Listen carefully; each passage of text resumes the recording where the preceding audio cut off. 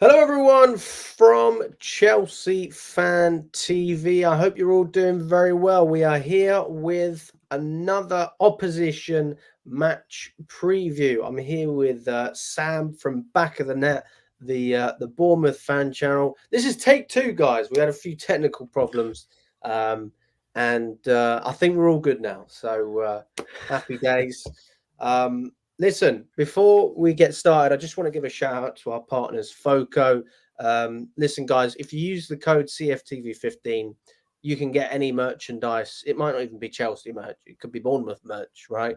And you get a discount for anything, regardless. So, click the link in the description. Check them out. There's also a QR code which will be on screen as well, so you can use that. But listen, Sam, I mean, how's things? Good.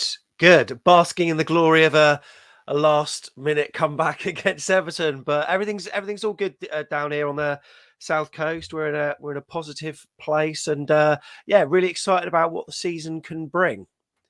I mean, I tell you what, your season looks more promising than ours at the moment, based on looking at the Premier League table. I mean, you're sitting in eighth, we're 11th. We're not even in the top 10. So, I mean, on paper, you look like you're doing better than us, but actually, I think you should be even further up the table because of the Newcastle result you had with that stupid handball decision. Um, Listen, I mean, I think you're in for a good day on Saturday, and I'll tell you why. Because Anthony Taylor is refereeing, and you know how Chelsea fans feel about Anthony Taylor. He is. I don't know why they keep putting him on our fixtures. Every other week he's there. They clearly just don't have enough referees because I think forget Taylor as well. I mean, the standard of refereeing in this country. I mean, it is shocking. Yeah, absolutely. Yeah, it really is. I think, we've had our fair share of issues, even this season, like you say, the Newcastle one. I mean, it's no good. You got people watching footage time and time again on TV screens and making decisions, yet everyone in the land, pundits, journalists, broadcasters, are seeing it back, thinking, what are they talking about? So what's the point? What's the point in VAR? Look, I mean, it's fortunate that it's early days in the season and it probably won't affect us anyway. I don't think we're going to be looking over our shoulder that much. But yeah, I mean, we're having issues with referees on the pitch. We're having it with the people sat in booths like 100 miles away.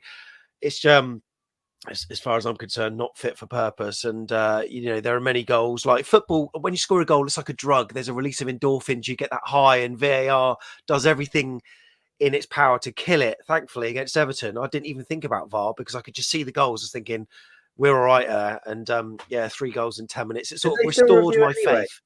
No, Did they I still don't review? think they did. I mean, they probably did. But we didn't hear anything about it. But it's one of those games that kind of restored my faith in football and, fairy tales and all that. We had Everton fans coming in our comments saying, you look like you won the league. If we can't celebrate that, what's the point in football? We were awful for 85 minutes and then we won a game of football by scoring 3 goals. It was beautiful.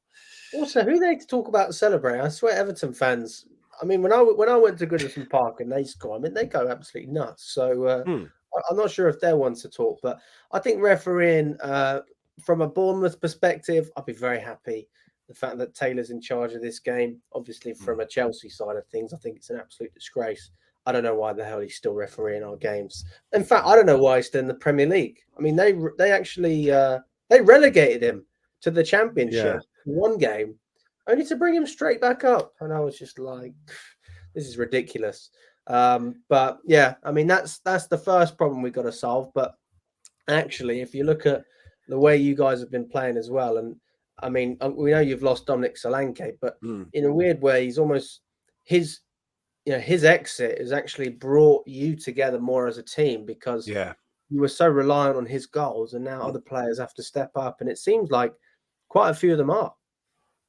Absolutely, and it's mad. I completely forget that Dom Solanke was a Chelsea player once. It's one of those things that his career. Then you took him to Liverpool, and being on loan, of course, when he was at Chelsea, and then at Bournemouth, he was with us for so many seasons that I almost forgot that portion of his career. But you're right. I mean, he was a great player for us and will always be a hero. But I think last season, especially, it felt like we were reliant on him a little bit.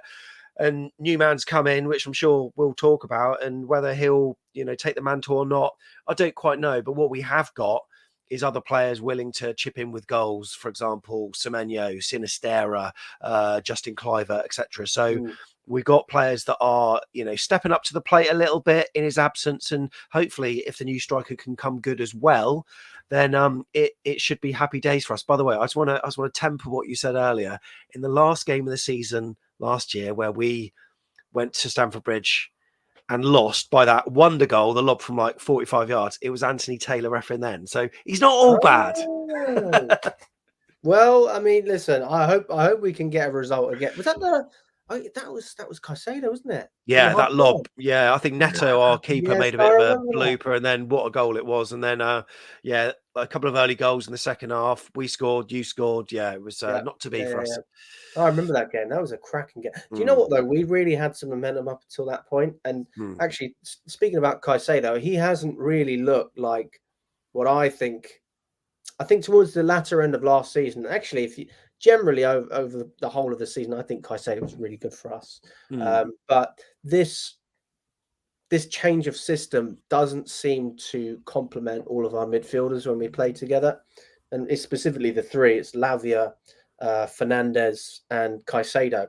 And what we found out is when Enzo Fernandez got injured last season and Caicedo was playing on his own or with someone else, it was actually more effective.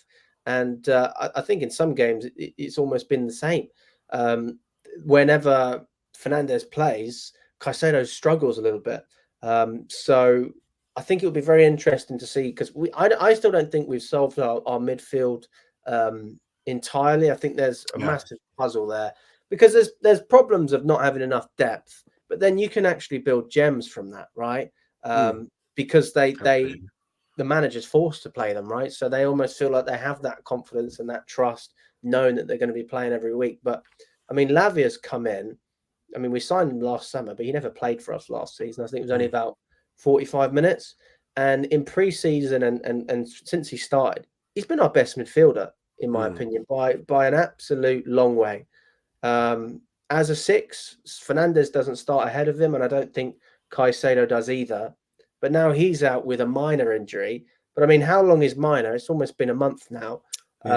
So I don't know if this is as precautionary as they say it really is. So I think we're going to end up seeing Caicedo and Fernandes together more, which look, we've had some good days with it, but also I don't think they complement each other, which they should, because they are different players. And then that also leads me on to the next point, which is our defensive situation. I mean, we've got Gusto out injured, we've got James out injured. So that means we either play Disasi as a right back, which is a big no-no for everyone. He's never been good in that position. And, or you play Jos Achimpong, who's never really played many minutes except pre-season. He's one of our young youth players. So I think that what we might end up seeing is Caicedo as a right back inverting, which is what Maresca liked. And then coming into the midfield. And maybe this is a role that actually will suit him, because I don't know, because he's a midfielder anyway, but he has played as a right back for Brighton. So I'm sort of hoping that's what we do. But at the same time, as I said, the midfield situation, I don't really know what we're doing yet. And all these players, and you're having to use Caicedo as a right back. I mean, what is going on at Stamford Bridge? Well, he's a makeshift right back, but he has done it before. Yes, I mean, that would be my preference. I don't know. I mean, Disasi's obviously a defender, but I mean, he's been crap. I mean, honestly, our defending has been pretty poor. But I mean, against Palace, it wasn't bad. I mean, I don't know if you saw the Eze goal. It was a nice one, but I just don't understand why we haven't got a single clean sheet yet. And that's what frustrates me the most. Yeah, and also I did take a look at a cheeky little stat that you've conceded in 17 of your previous last away games. So that gives us hope that we're going to score a goal. Unlike the 0-0 last season, which was pretty drab.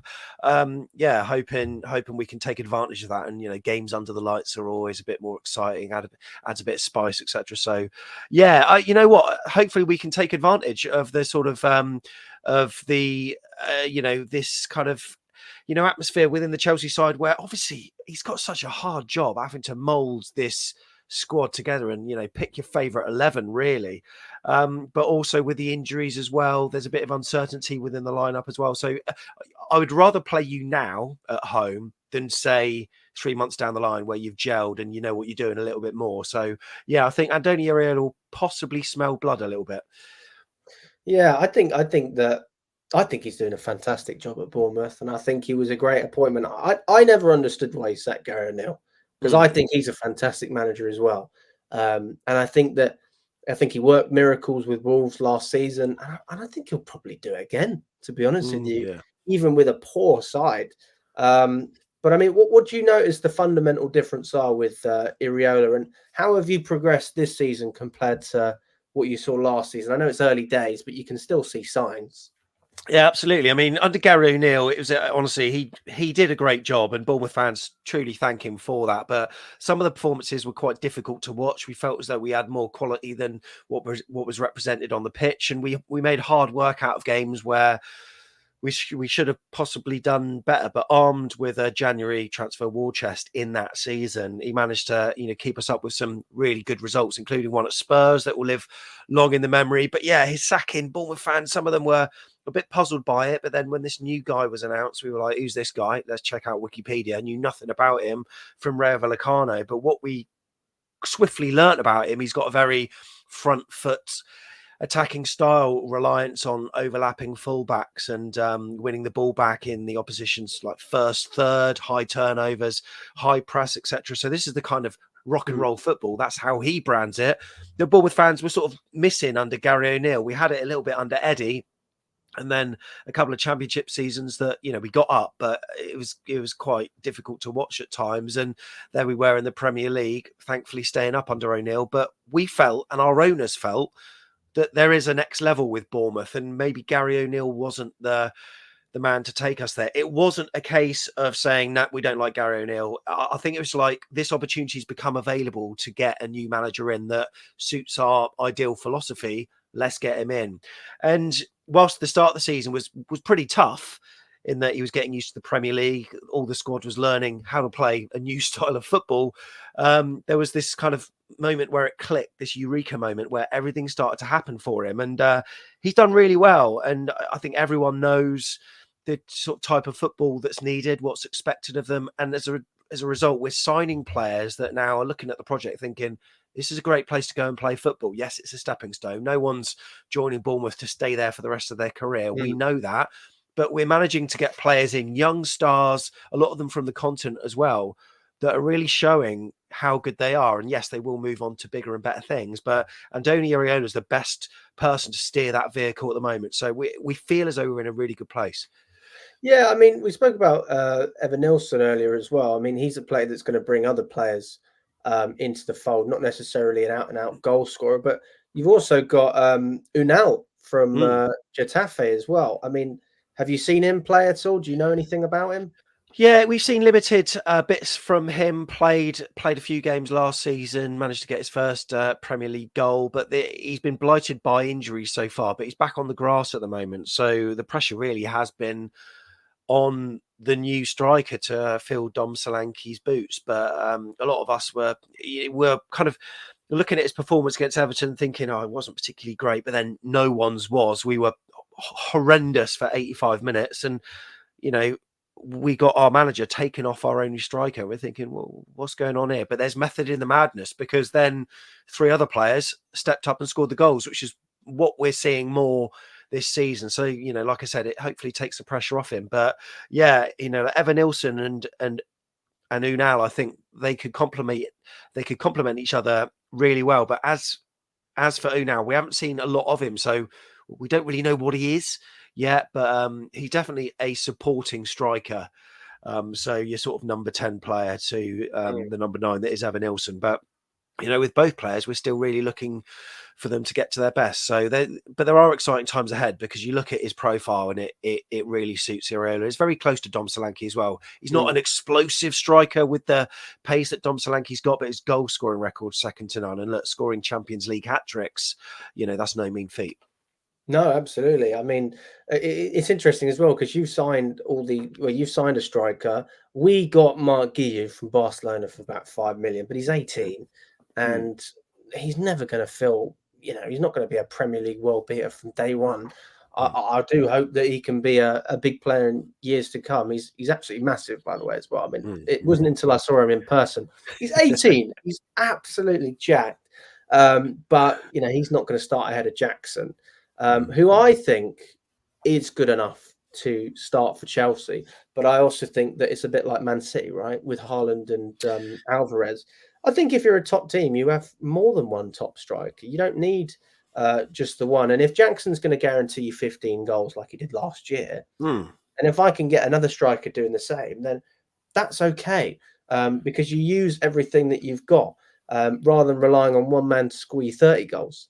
And I think that that's where a lot of Chelsea fans are frustrated. We missed out on Victor Osimhen. I personally think that we should have met in the middle in terms of what Napoli wanted and what he wanted. I don't think the transfer fee would have been a problem anyway. It was really the wage structure. Because right now we've got Egbali, who's set on this cap. And I think we're going to see more big players leaving. You've got Ben Chilwell on 200 grand. You've got Mark Cucurella on 175.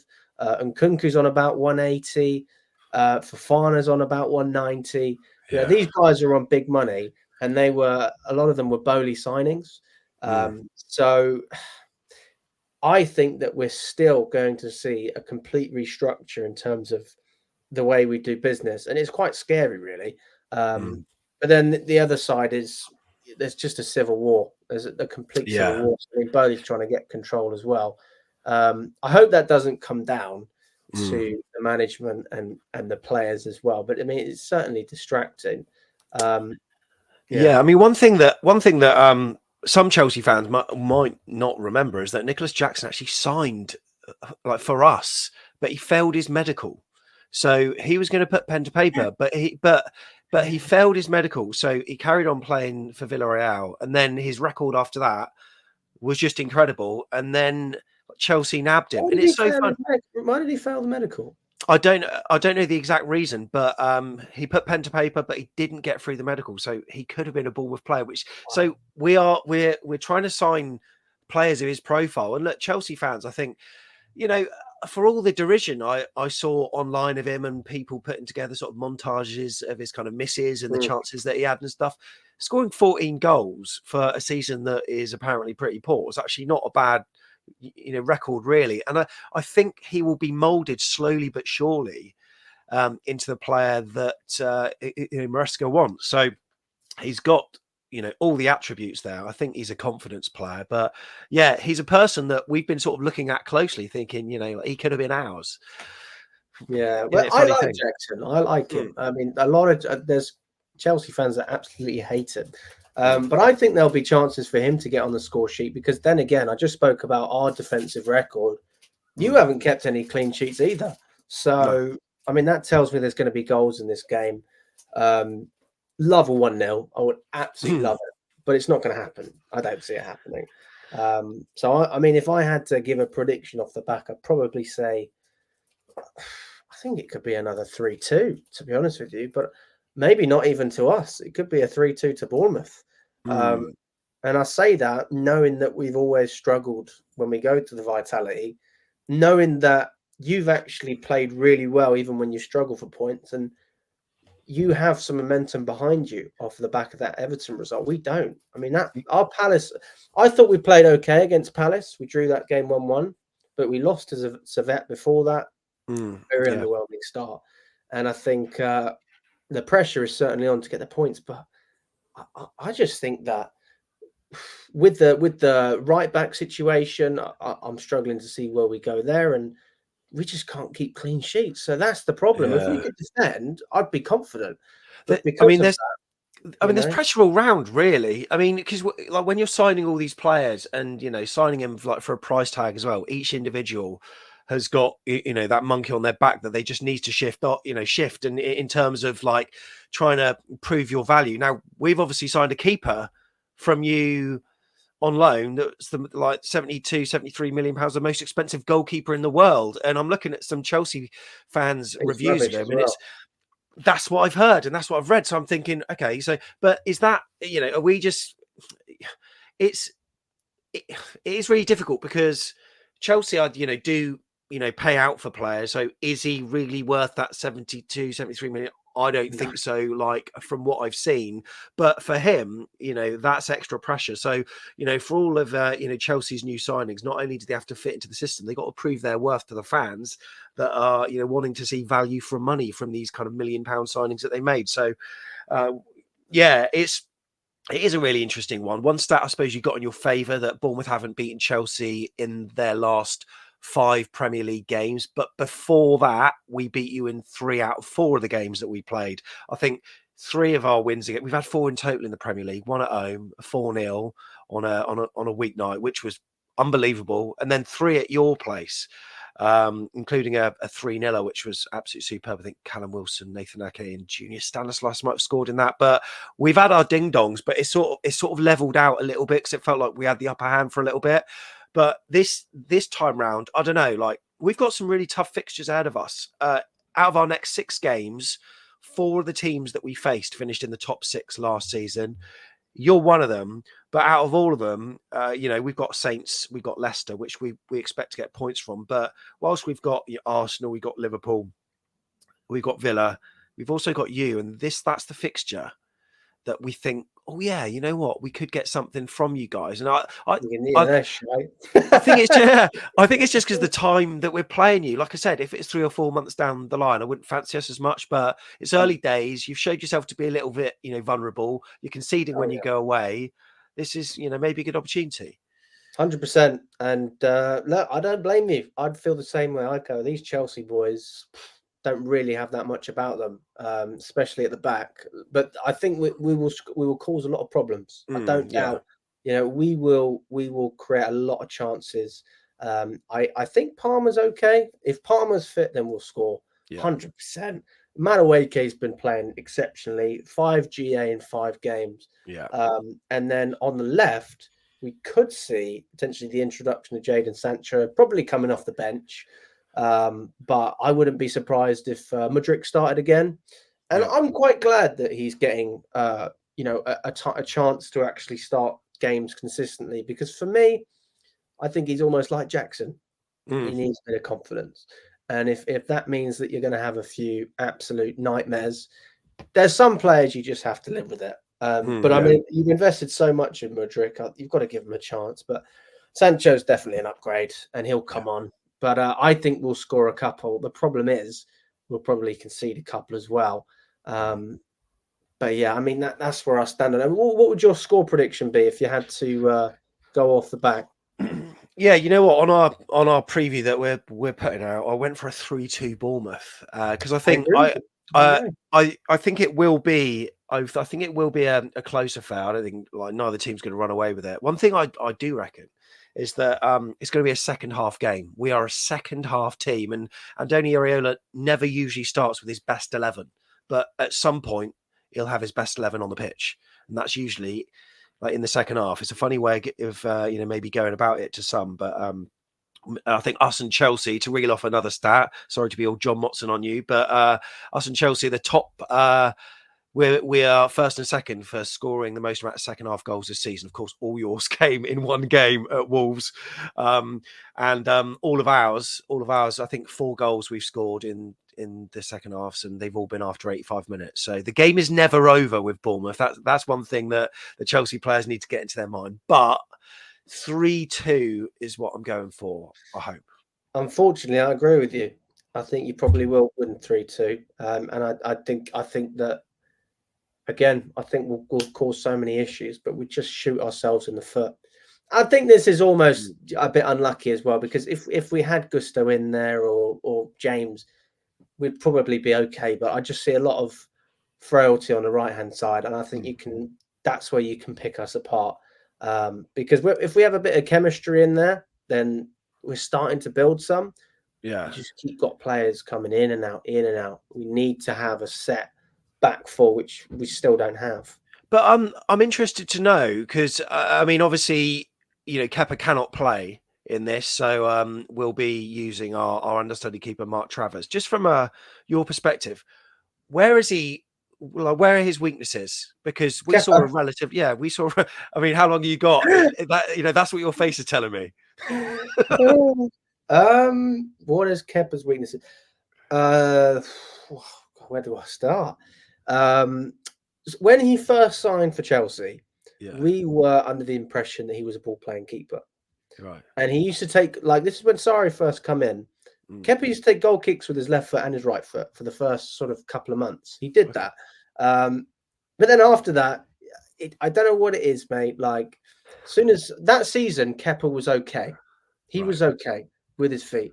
But his save percentage was one of the worst in the league. I think the only keeper who had a lower save percentage in Kepa's first season was Huddersfield's goalkeeper. Okay. I think it was like 40% or something like that. It was shocking. But it went under the radar because we kept a lot of clean sheets anyway. Yeah. And then when Lampard come in, the problem that Kepa had is we didn't have the structure that we had with Sarri. So he was able to go long and able to go short. But he just I don't know what it is. The distribution was never really there. And he's not that tall either. So if a player shoots from distance, this is probably his biggest weakness. If you shoot outside the box, Kepa's not one to save those. He's not great like that. But he's got good reactions. I'll give him that. He's got good reactions, but just can't stretch the ball. So if you're having a shot from outside, you'll be okay. And the other thing is set pieces. Yeah. Very weak, mate. Very weak on corners. And not a penalty goalkeeper either, in my opinion. He saved a few, but I don't know if you remember the cup final against City when when he refused to come on. Didn't save a single penalty. No. So, I mean, no love lost for Kepa. I think he's rubbish. He's got a good attitude, though. He has a good attitude. He doesn't cause problems in the dressing room. But, he might be good for Bournemouth because sometimes when you go to a different team, you can reset. Yeah, perhaps it's a blessing in disguise then that it's sort of knowing all of their weaknesses. I don't know whether it's a Premier League ruling or whether it's just an agreement between both clubs, but I'm sort of glad he's not playing against a team that knows his weaknesses. So that's a good thing for us, I hope. Yes. No, you're right. It's probably a good thing that Kepa isn't playing, to be fair, because we'd boo him. Yeah. Listen, I mean, Sam, it's been an absolute pleasure. Thanks for coming on, mate. Where can people find you if they want to check out your channel? Yeah, just search Back of the Net on YouTube. We're at AFCB Podcast on all social media. We do matchday previews, fan cams after the game, like your good self, and matchday vlogs as well. So, yeah, really looking forward to documenting a 3-2 win, maybe, hopefully. Yeah, you're probably right. I mean, let us know what you guys think in the comments. Do you agree with Sam? Do you agree with me? Because I agree with Sam. Listen, we'll see you in the next one. Always a pleasure.